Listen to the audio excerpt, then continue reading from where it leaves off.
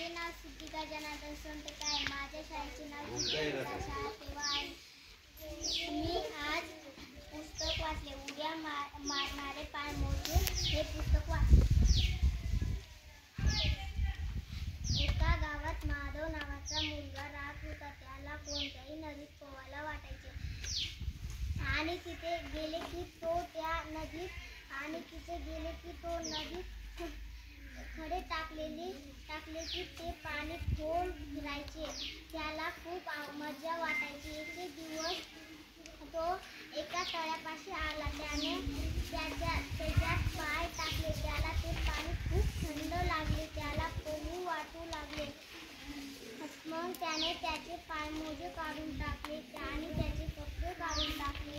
त्याचे पोहणे झाले. त्याने त्याचे कपडे घातले आणि त्याने पाहिले की आपले पायमोजे इथे नाही. त्या पायमोज्यात चेंडू जाऊन नाचत होते. ते पुढे जाऊ लागले.